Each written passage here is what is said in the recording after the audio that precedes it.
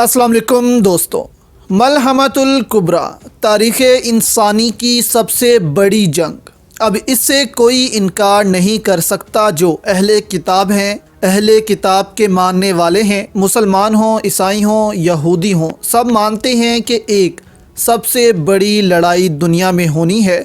यहूदी मानते हैं कि इस लड़ाई के बाद इनकी हुक्मरानी होगी दुनिया में। मुसलमान और ईसाई भी यही सोचते हैं कि उनकी हुक्मरानी होगी। अब इसी को देखकर तैयारी भी हो रही है। आज जो आप मुसलमानों का हाल देख रहे हैं, हर तरफ तबाही है। ये एक तरह से इस जंग का आगाज़ ही है कि जब वो जंग शुरू हो तो मुस्लिम दुनिया कमज़ोर तरीन हरीफ हो, लेकिन कुदरत का अपना निज़ाम है। वो मुसलमानों की तैयारी ही ऐसे करवा रही है कि उस वक्त मुसलमानों से मजबूत कोई ना होगा। अब इस जंग को लेकर ओरिया मकबूल जान ने भी बयान जारी किया है और तुर्की, मिस्र, पाकिस्तान का किरदार इस जंग में बताया है कि कौन सा मुल्क इस काबिल है कि वहाँ से ये जंग शुरू हो। इस पर दोस्तों बात करते हैं, फिर आपके सामने रखेंगे कि इस जंग में भारत के 30 करोड़ मुसलमान क्या किरदार अदा करेंगे। ये भी आपके लिए इंटरेस्टिंग होगा कि इस खित्ते के मुसलमान क्या करने जा रहे हैं। अब इससे पहले ओरिया मकबूल जान ने कहा कि यहाँ हमें ये देखना है कि इल्मे जिहाद किस मुल्क से बुलंद हो सकता है। ओरिया मकबूल जान ने यहाँ मलेशिया, इंडोनेशिया जैसे ममालिक की बात करते हुए कहा कि ये ममालिक कभी भी इल्मे जिहाद बुलंद नहीं कर सकते मुसलमानों के लिए। उन्होंने इसकी वजह बताते हुए कहा कि यहाँ कोई भी मुसलमान वॉरियर नहीं गया, ना सूफियाए किराम गए, ना ही कोई अंबिया गया, ना ही कोई नबी गया इस तरफ। इन इलाकों में इस्लाम आने की सबसे बड़ी वजह मुसलमान ताजर थे, जिन्होंने अपने इखलाक की वजह से वहाँ पर इस्लाम फैलाया, इसलिए वहाँ का निज़ाम अलग है। जैसे आप कह लें कि अरब में अंबिया किराम गए, हज़रत मोहम्मद सल्लल्लाहु अलैहि वसल्लम ने इस्लाम कायम किया, फिर खुलफाए राशिदीन ने इसको फैलाया, फिर सूफियाए किराम दूसरे ममालिक जा कर इस्लाम फैलाते रहे। सिंध में मोहम्मद कासिम जैसा वॉरियर आया, एक मुस्लिम वॉरियर, अपने साथ वो इस्लाम लाया। फिर हिंदुस्तान में अफ़गानिस्तान से आए वॉरियर्स आते थे, तो इस तरह यहाँ इस्लाम फैला।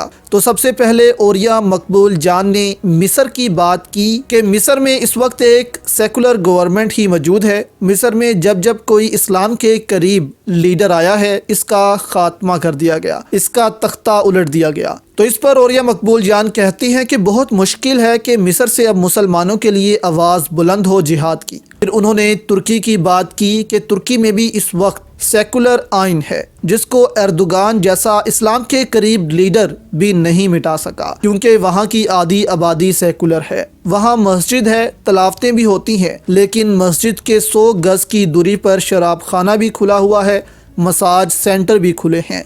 तुर्की मुसलमानों के लिए आवाज़ तो रखता है, लेकिन उनके लिए जंग लड़ने को कभी तैयार नहीं है। जंग लड़ेगा तो अपने लिए लड़ेगा, अपने इलाकों के लिए लड़ेगा, लेकिन किसी दूसरे मुल्क की आवाम के लिए तुर्की कभी जंग नहीं लड़ेगा। ना ही तुर्की शाम की आवाम के लिए खड़ा होगा, ना इराक, ना फ़लस्तीन। इन ममालिक के लिए बात तो करेगा, लेकिन जंग नहीं।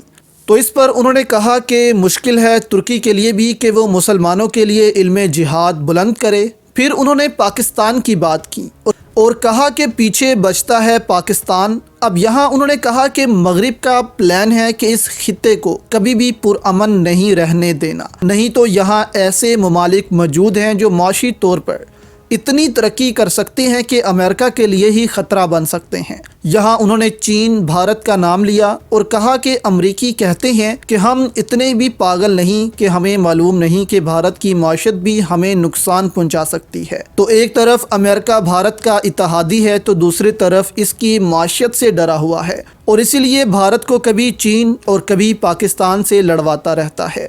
अब ओरिया मकबूल जान ने कहा कि अब इस खित्ते में फिर से दहशत गर्दी शुरू हो रही है और पाकिस्तान, भारत, बांग्लादेश, अफगानिस्तान, इन तीनों ममालिक की अफवाज भी इसको रोक नहीं सकेंगी। फिर आप देखेंगे कि अगर दहशत गर्दी शुरू होती है तो भारत फिर से वहाँ के मुसलमानों पर जुल्म करना शुरू कर देगा कि इसके पीछे यही लोग हैं, और वहाँ के 30 करोड़ मुसलमान पाकिस्तान की तरफ देख रहे होंगे کہ ہمیں کوئی سپورٹ ملے۔ اور اوریہ مقبول جان نے کہا کہ وہاں کے 30 کروڑ لوگ علم جہاد بلند کر دیں گے بھارت کے خلاف اور اپنا الگ ملک بنائیں گے جس میں پاکستان کی مدد بھی شامل ہوگی۔ اور انہوں نے تو یہاں تک کہا ہے کہ وہاں کے مسلمان اب میپس بھی بنانا شروع ہو گئے ہیں اپنے الگ ملک کے لیے۔ پھر انہوں نے کہا کہ خراسان سے لشکر اٹھے گا، یعنی افغانستان اور پاکستان سے، جو وہاں جا کر لڑے گا، اور یہاں سے پھر ملحمۃ الکبریٰ کا آغاز ہوگا، اور یہ لشکر پھر بیت المقدس جائے گا جب ہند کو فتح کر چکا ہوگا، یعنی جب تاریخ انسانی کی عظیم جنگ اور دجال کا ظہور ہو چکا ہوگا، اس وقت ہند فتح ہو چکا ہوگا۔ پھر جنگ ہوگی اہل کتاب کے درمیان، اور آگے کیا ہوگا یہ آپ سب کو معلوم ہے۔ تو ایک طرح سے کہا گیا ہے کہ اس خطے کو ایسے ہی رہنا ہے امن کے بنا، کیونکہ اس خطے سے ابھی قدرت نے بہت کام لینے ہیں۔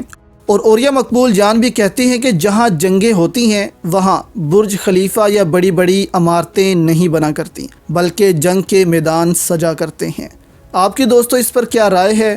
ہمیں نیچے کامنٹس میں ضرور بتائیے گا۔